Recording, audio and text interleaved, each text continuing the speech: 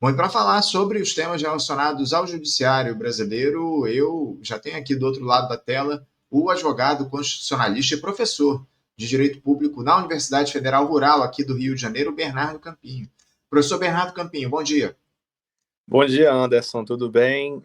Queria, em primeiro lugar, desejar um bom dia a todos os ouvintes do Faixa Livre, cumprimentar você e toda a equipe do programa, todas essas pessoas que fazem o melhor tipo de jornalismo político que a internet brasileira pode ter. Começou no rádio, mas hoje é na internet.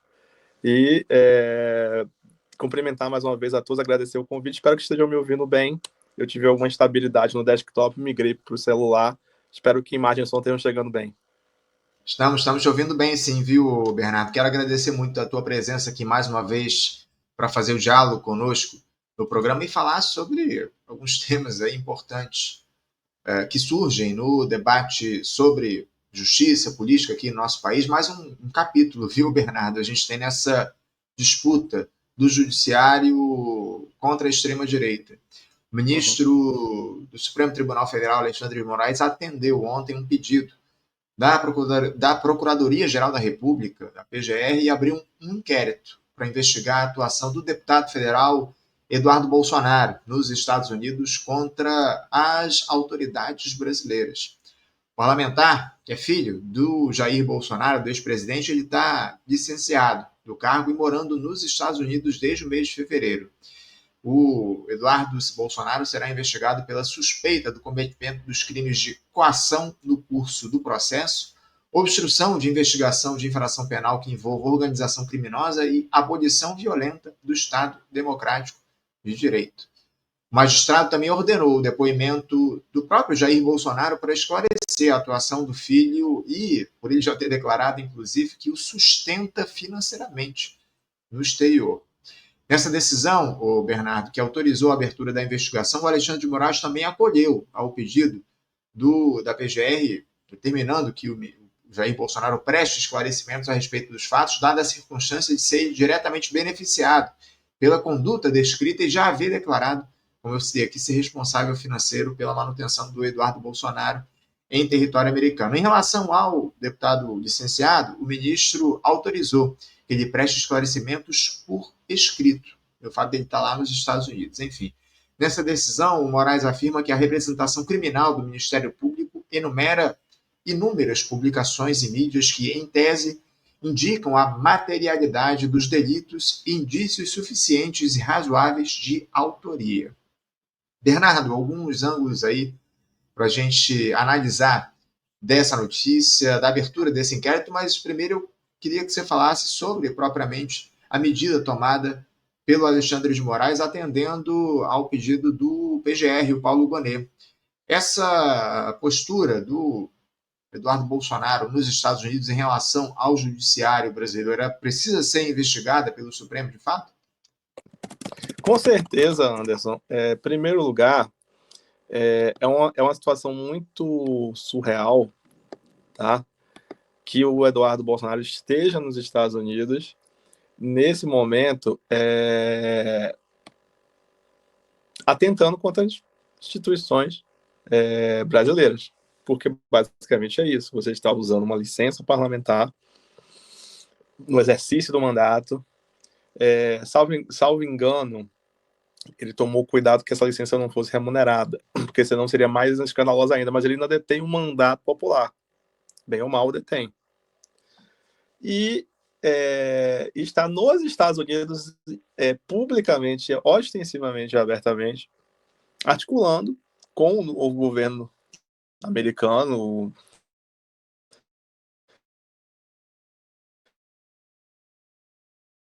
Tivemos aí uma interrupção na fala do Bernardo. Para mim também. Você tá me vendo? Voltou. Voltamos sim, fica à vontade. Eu vou pedir desculpas aos ouvintes, porque onde eu estou está chovendo, está muito frio, então isso gera uma instabilidade de redes. Eu mudei para o 3G tentando fugir da estabilidade do Wi-Fi e nem sempre dá certo. Então, assim, você tem um agente público brasileiro, Eduardo Bolsonaro, está de licença, mas não deixou de ser deputado, em reuniões abertas com uma narrativa de perseguição política, de que existe um processo dirigido contra o pai dele, de que existe um complô entre o judiciário brasileiro e o atual governo brasileiro, liderado pelo presidente Lula. Então, o objetivo aí é colocar o Brasil numa situação de contestação da sua situação institucional,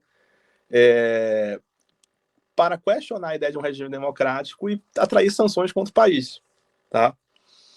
Isso cai como uma luva no crime de abolição violenta do Estado Democrático de Direito, porque existe conspiração contra o governo, contra os poderes constitucionais, agravada pelo fato de isso ser articulado com o governo estrangeiro.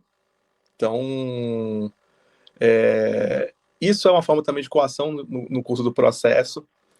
E como a investigação do presidente Jair Bolsonaro, do ex-presidente Jair Bolsonaro, melhor dizendo, e dos seus dos co-réus no inquérito que apura a tentativa de golpe de Estado ocorrida e culminada no 8 de janeiro, também, como todos estão sendo processados pelo crime de organização criminosa, isso também pega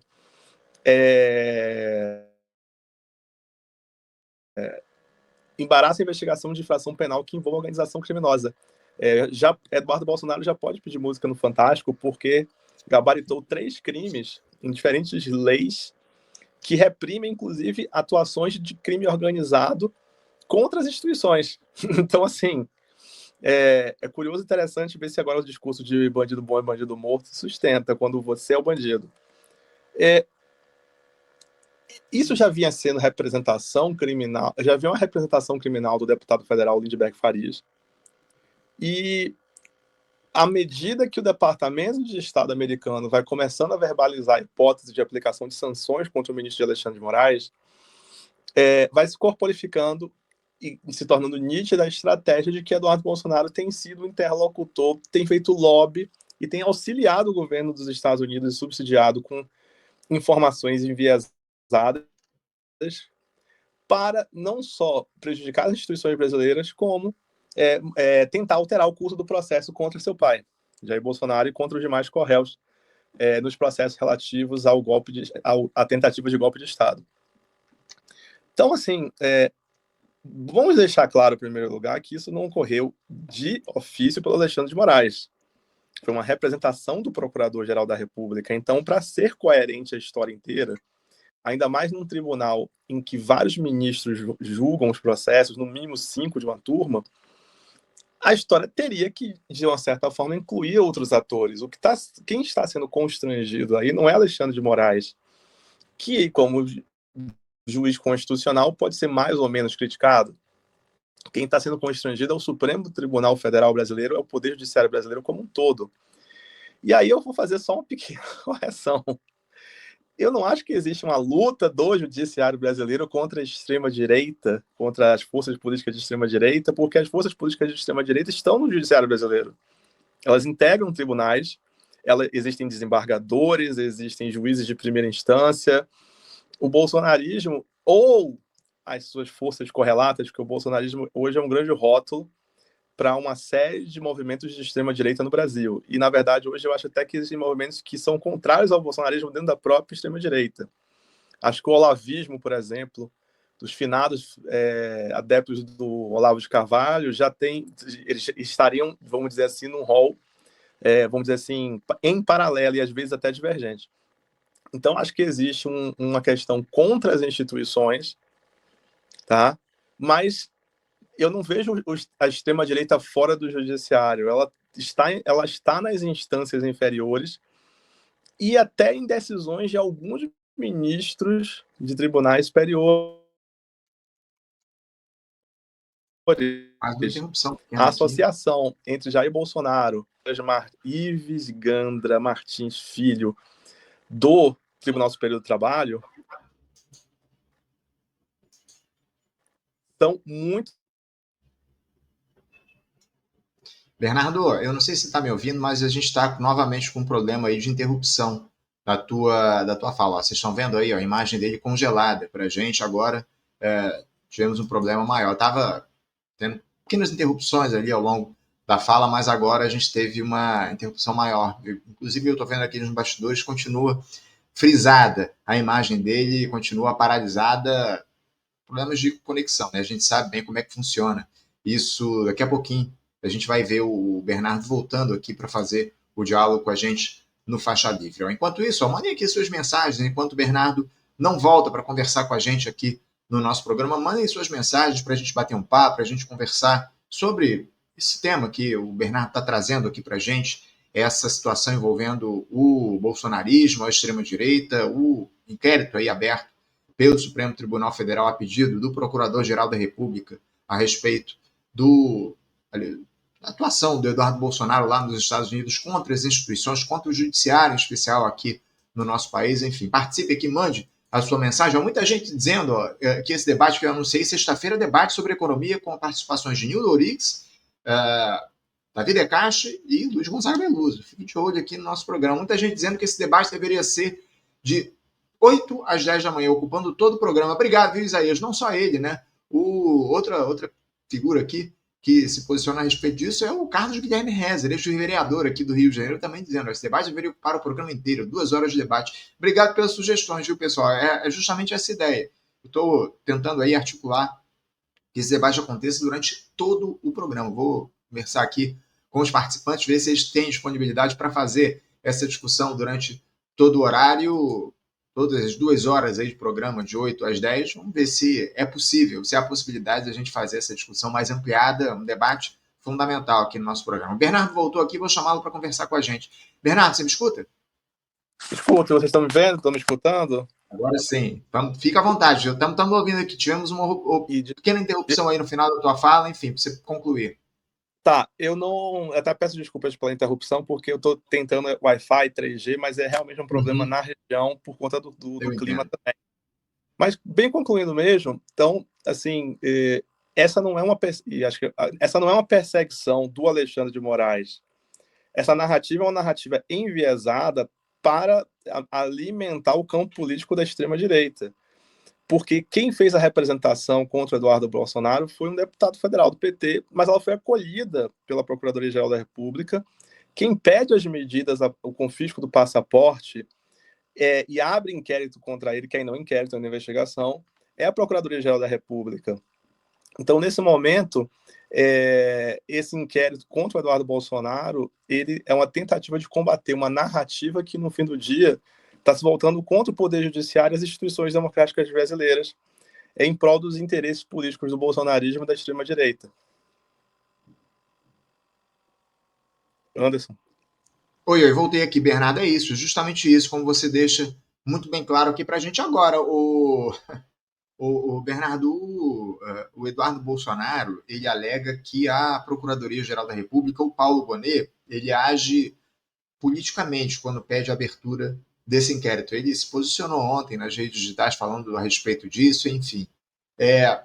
Há algo nessa representação, enfim, nessa abertura de inquérito produzida aí pelo Alexandre de Moraes, algo que indique esse tipo de perseguição, no pedido da PGR, enfim, mesmo no inquérito, como eu citei, aberto pelo Alexandre de Moraes. Como é que você vê essa alegação feita pelo deputado federal licenciado sobre uma suposta perseguição política? Anderson, vamos lá. Eu acho que se houve atuação política foi para retardar o início dessa investigação contra o Eduardo Bolsonaro, porque os fatos já estão muito claros e a atuação dele articulada desde fevereiro. A saída dele dos Estados Unidos, ela já foi uma profecia anunciada, tá?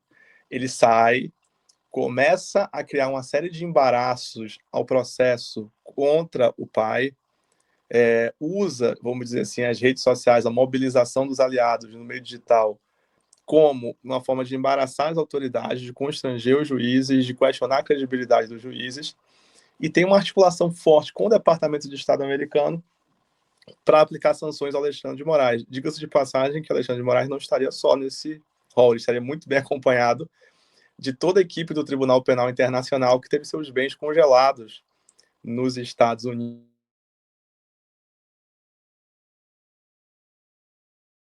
Mais uma interrupção aqui na fala do Bernardo Campinho. Estamos com dificuldade aí de fazer esse papo com ele aí Unidos e por conta dessa. passaporte revogado pelo Bernardo, simples a fato gente, de a cumprir gente, o Tratado de Roma e processar Israel.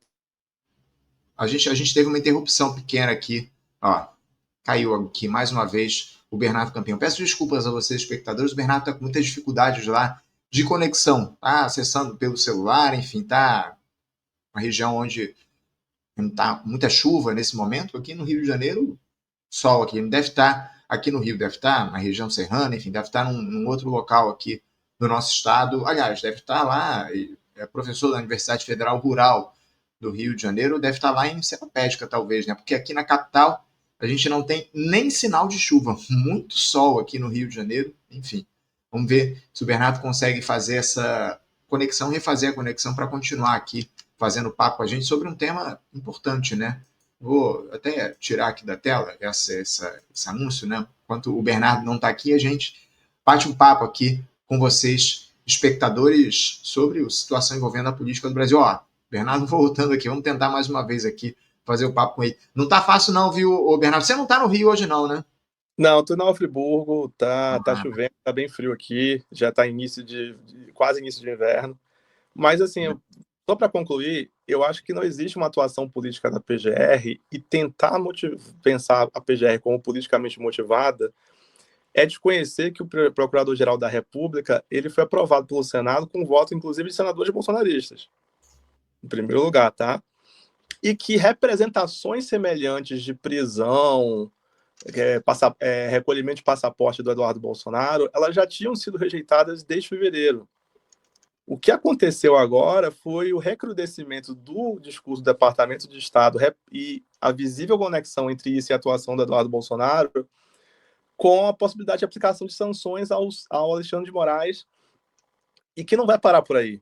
Tanto quanto o governo Trump aplicou sanções primeiro ao procurador do TPI, depois foi aplicando sanções indiscriminadamente contra o tribunal inteiro, em algum momento isso vai pegar o Supremo Tribunal Federal inteiro, e não só o Alexandre de Moraes. Vai começar a se dirigir contra as instituições brasileiras.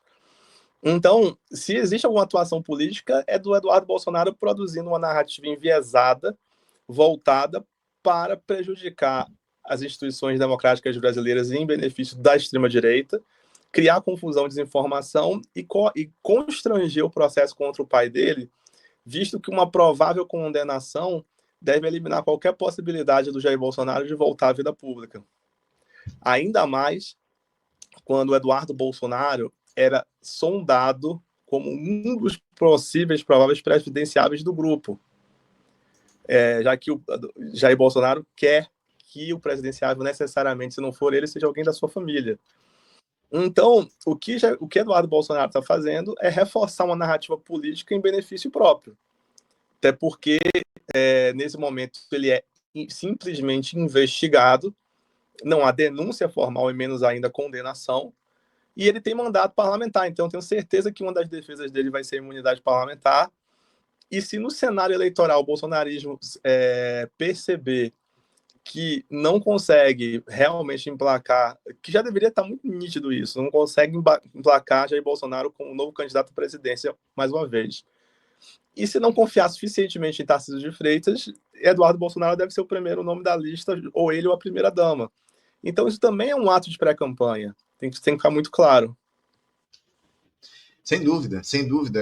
A turma do bolsonarismo está atuando aí justamente para já se opor ao presidente Lula, que vai tentar a reeleição no ano que vem. O processo eleitoral no Brasil já começou, a verdade é essa, né? Estamos há mais de um ano das eleições, mas o pleito presidencial, as eleições gerais já começaram aqui, é o que a gente tem visto ao longo dos últimos tempos. O Bernardo, que ponto essa atuação do Eduardo Bolsonaro nos Estados Unidos poderia ser enquadrada como crime contra um Estado democrático de direito à luz dessa nova lei de 2021, lei 14.197?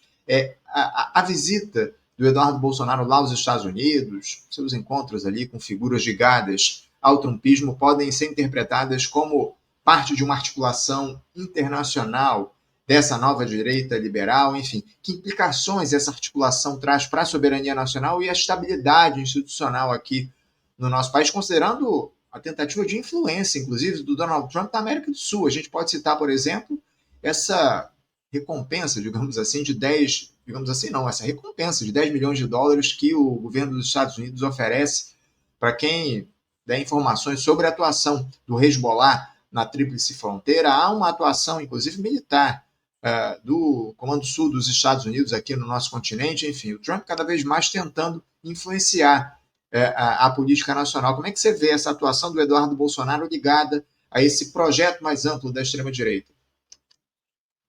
Anderson, um dos crimes pelos quais o Eduardo Bolsonaro está sendo investigado é justamente a abolição violenta do Estado Democrático de Direito, em que você usa violência ou grave ameaça para impedir ou restringir o exercício dos poderes constitucionais, que no caso seria a atuação da Corte Constitucional da cúpula do Poder Judiciário, o Supremo Tribunal Federal, de tentar criar óbice ou entrave para o julgamento que envolve seu pai.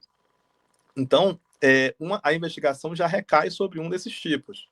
Essa é a primeira coisa que a gente tem que declarar. Segundo, como veria essa grave ameaça? Porque ele seria partícipe, ou seja, ele estaria articulado com o Departamento de Estado americano para aplicar sanções econômicas e políticas a juízes constitucionais brasileiros, o Alexandre de Moraes, mas possivelmente ocorrerão outros, como no caso do TPI, que as sanções começaram contra o procurador do TPI, do Tribunal Penal Internacional, mas não se restringe a isso. Na verdade, o governo Trump, ele é uma forma extrema da política externa dos Estados Unidos na América Latina. As acusações de envolvimento ou de atividade de militantes radicais islâmicos ou de grupos terroristas árabes islâmicos na Tríplice Fronteira remontam ao 11 de setembro.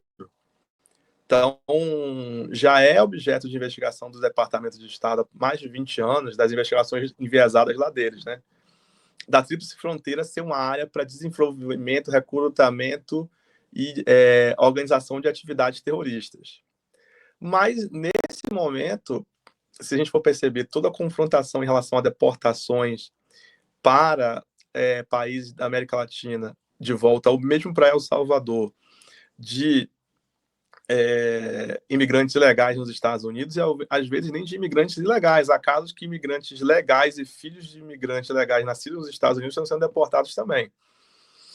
Os confrontos com o presidente da Colômbia, Gustavo Petro, por exemplo, que num primeiro momento até, na minha visão, cedeu demais, ou Cláudia Sheinbaum do México, mostram que vai haver um investimento forte do governo Trump contra os governos progressistas e até contra os governos democráticos de centro-direita que não estiverem alinhados aos objetivos estratégicos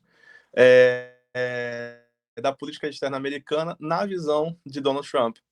E aí, Eduardo Bolsonaro é uma peça não tão central, mas importante também nessa engrenagem, na chamada internacional de extrema-direita criada por Steve Bannon. Trump Brexit, a eleição de Jair Bolsonaro, a ascensão do Vox na Espanha, o governo do Irmão de Itália, a radicalização de extrema-direita que o governo húngaro tem promovido sobre a égide do Orbán, tudo isso de alguma medida. E aí, curioso que até o Vladimir Putin é parte dessa peça, dessa grande articulação da extrema-direita global. Então, esse inquérito, na verdade, ele chega em um momento muito tardio, porque o Eduardo Bolsonaro tem feito o que... Ele é o grande, na verdade, abre aspas, chanceler do internacional do bolsonarismo.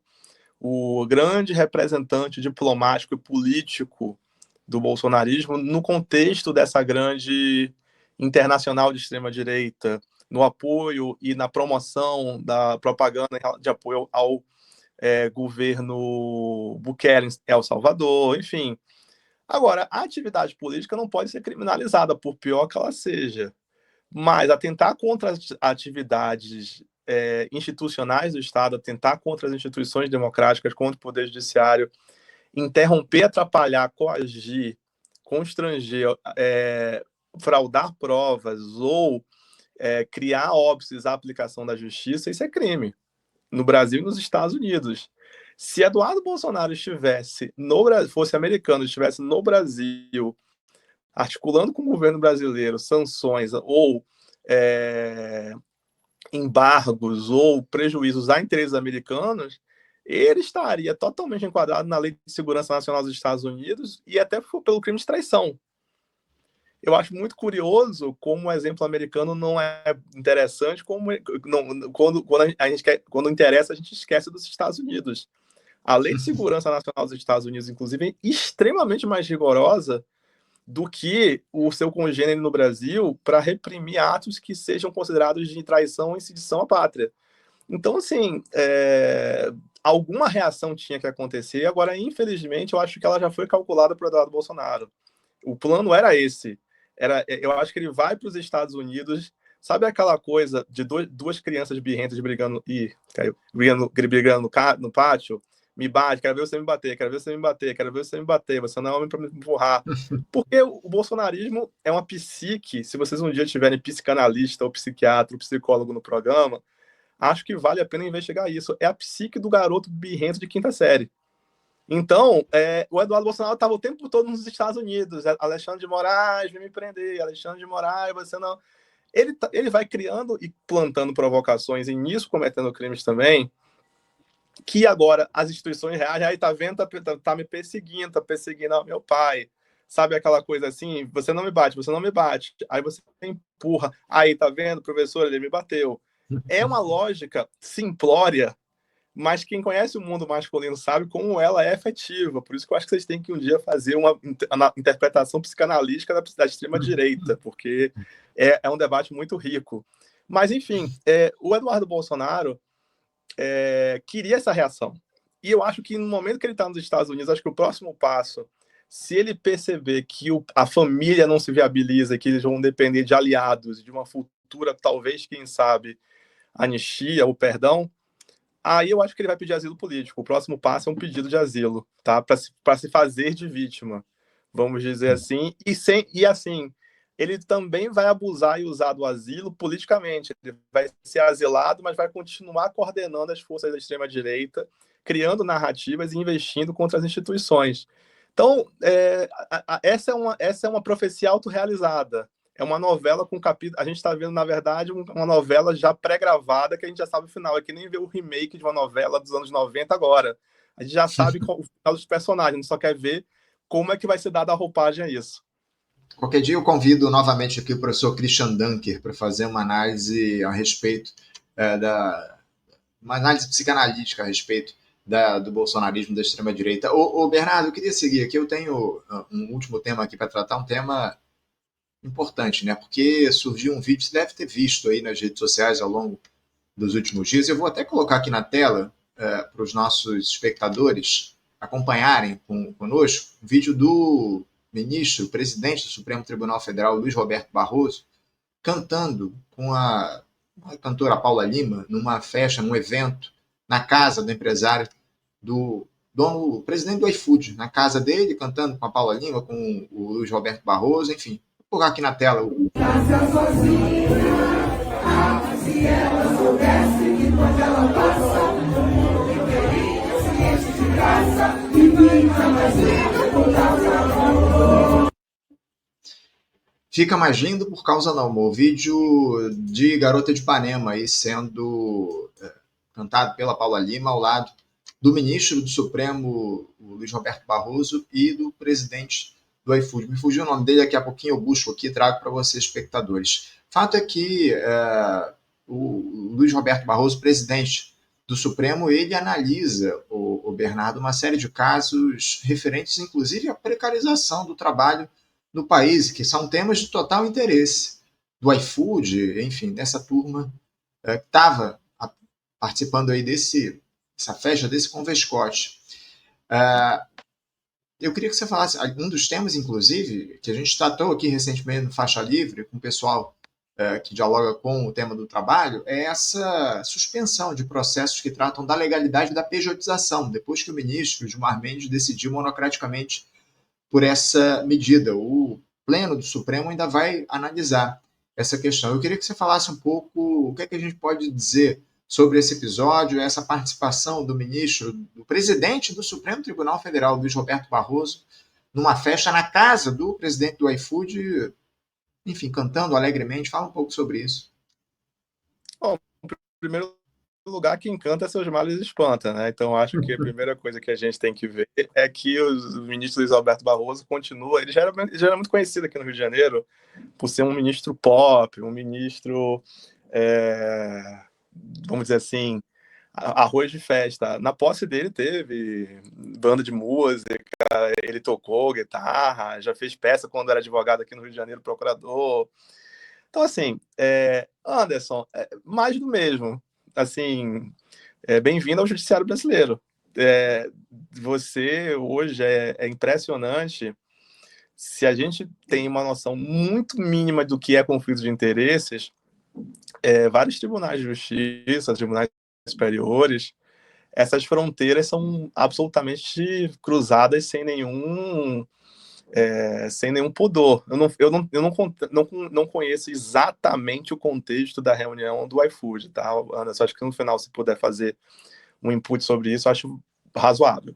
Mas Eu queria até aproveitar que você me deu essa deixa. Essa reunião, esse encontro, ele se dava no sentido de dialogar com empresários, com lideranças do judiciário para formação ou para o apoio à formação de juízes negros indígenas no Brasil. Foi o que disse o presidente do iFood, o Diogo Barreto, é o nome desse sujeito, Diogo Barreto. Uma tentativa ali de se apoiar a formação de juízes negros indígenas no Brasil. Foi esse contexto, de acordo com o sujeito lá, o presidente do iFood, nesse contexto que se deu essa reunião.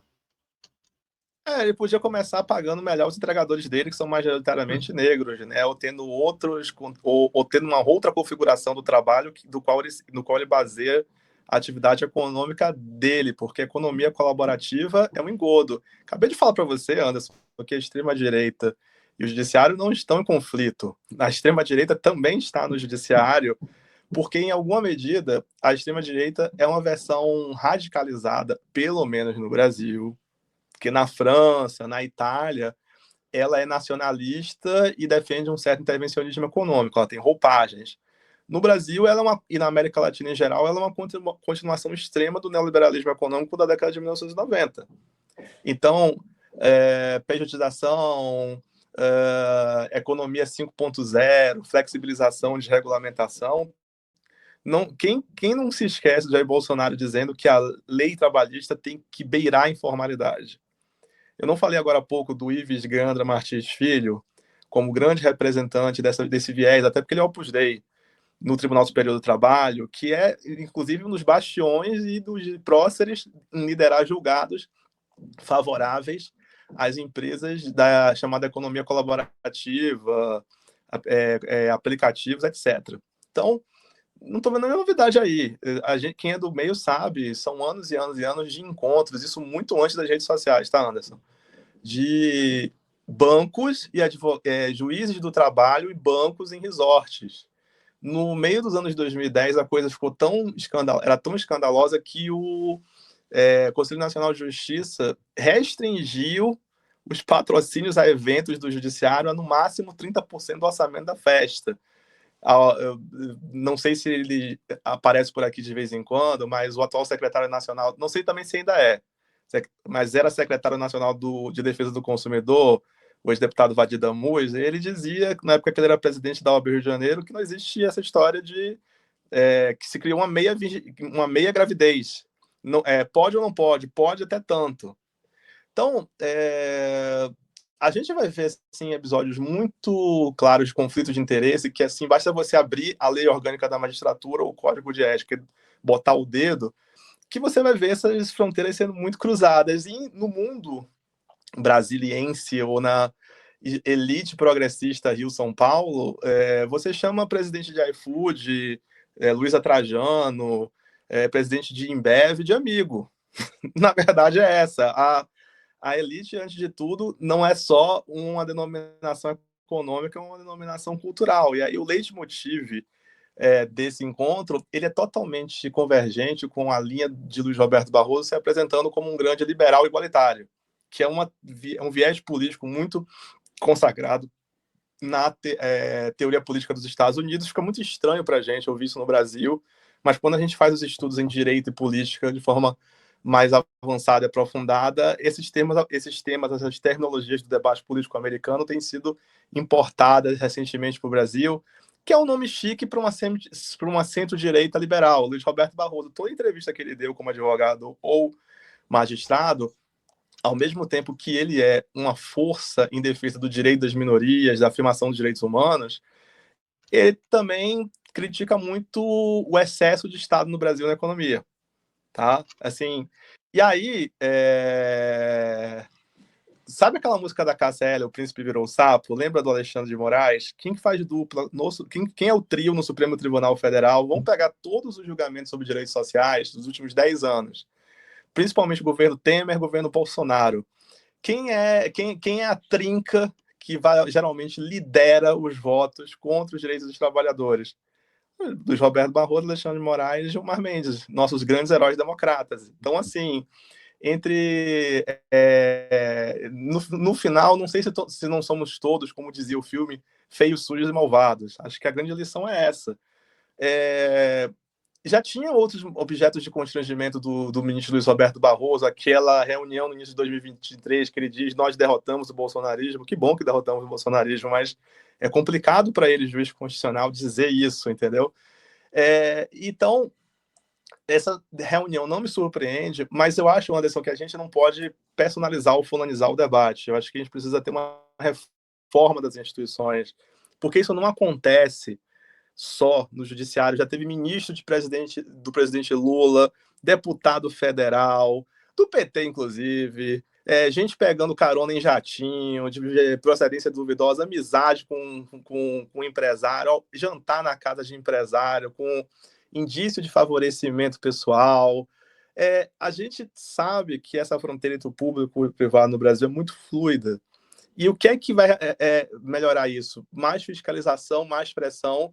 Eu honestamente acho que a gente tem que dar voz a uma nova consciência dos trabalhadores.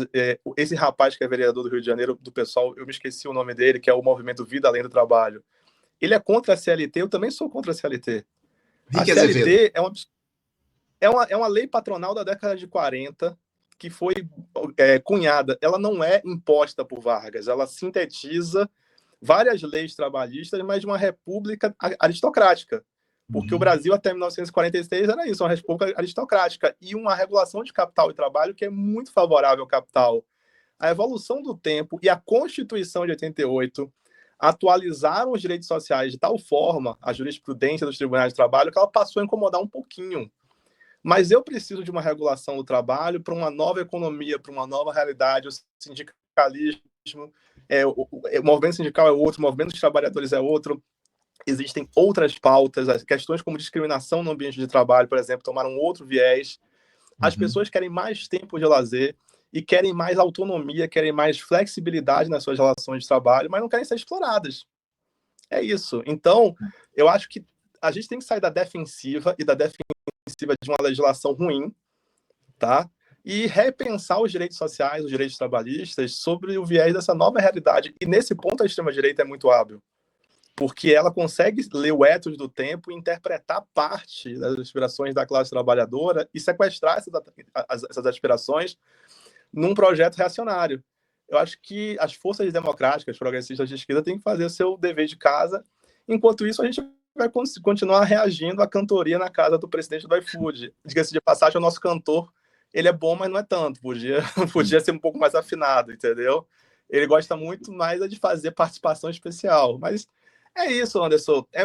É suco puro de Brasil que precisa, na verdade, assim, ser decomposto em duas frentes. Mais fiscalização, mais transparência, mais republicanismo, cobrar, fiscalizar, impedir que essas fronteiras sejam cruzadas. Era muito pior há 50 anos e a gente já evoluiu nesse sentido.